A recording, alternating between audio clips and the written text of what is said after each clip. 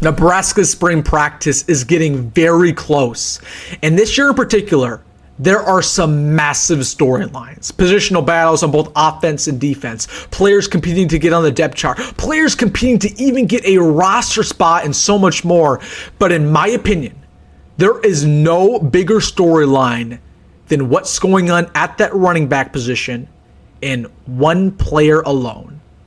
Kwinten Ives. Can he finally break out to be the player we know he can? So in today's video, I'm going to outlook Kwinten Ives' massive spring ball. Can he actually break out? What happens if he does? What happens if he doesn't?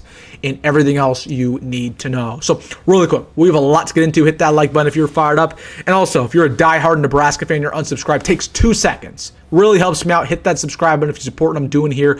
Once again, helps me out more than you know. Hit that subscribe button. Thank you so much. But without further ado, let's get into it. Outlooking Nebraska's third-year running back, Kwinten Ives, the X factor of this entire offense. Because man, oh man, he has a huge spring ball ahead of him. Now, as of right now, Nebraska really only has one competent running back on the roster, and that's Emmett Johnson. And you feel great about him, but as we know, one good running back does not make a good running back room.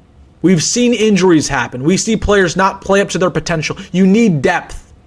And more than anything, Nebraska needs a power back. They need a guy, they feel comfortable giving it to, inside the 5 when you need a first down on a 3rd and 1. When you're at the 1 yard line, you get in your heavy formation. We don't have that right now. Kwinten Ives, in his first 2 years with the Huskers, has 6 carries for 6 yards and 1 touchdown. When Matt Rhule got to Nebraska 2.5 years ago, and he only had a limited amount of time to flip guys away, Kwinten Ives was one of the only players that he signed right at the very end. He loved Kwinten Ives. And if you still listen to Matt Rhule and EJ Barthel, they consistently hype up Kwinten Ives. Okay, 6'3", great measurables, 210 pounds. He's a big man. Okay, good wingspan, good aggressiveness. But we've just never seen that on the football field. And the unfortunate reality of college football, especially modern day college football, is if you're going into your 3rd year, especially at running back, wide receiver, or defensive back, those skill positions, and you've never played, you will never play. That's just the way it is. In modern day college football, as a 3rd-year player, if you're not starting or you're not in that too deep, you will never really be anything at the power 4 level. That's just kind of the unfortunate truth. Very, very rare exceptions. So Kwinten Ives has a big spring ahead of him because if he can't break out, it's over for him, especially in this Dana Holgorsen offense. We talked about earlier this week, Dana Holgorsen, he doesn't really utilize power backs that much. It'd be nice to have him, Kwinten Ives break out, but Dana Holgorsen didn't recruit Kwinten Ives, and Kwinten Ives might just say, hey, man, I might just leave and go start somewhere else if I'm not going to get an opportunity here. We need a guy like Kwinten Ives to play up to snuff, though, because if he doesn't, we're going to have to, unfortunately, get a transfer running back. Okay, and that's not something the staff wants to do. Trust me, they didn't want to do it this spring. This winter, excuse me. Okay, but their back's against the wall. You can't go into the fall with this poor of a running back room. You just can't. Okay, Kwinten Ives is the only man who could change that, though. Okay, it's going to be huge for him. It's going to be huge for his development. I'm looking for, I think part of the reason he hasn't played, I think his vision really needs improvement. Okay, it's one thing to be a power back, but that's something Dante Dowdell really lacked. Dante just wanted contact. He didn't have great vision.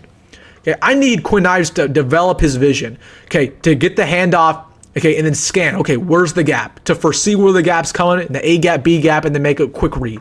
Okay, to have quick feet. Okay, to continue to increase his burst, his acceleration. To continue to put on weight and be physical. Can he get on the field and actually get an opportunity? We will see.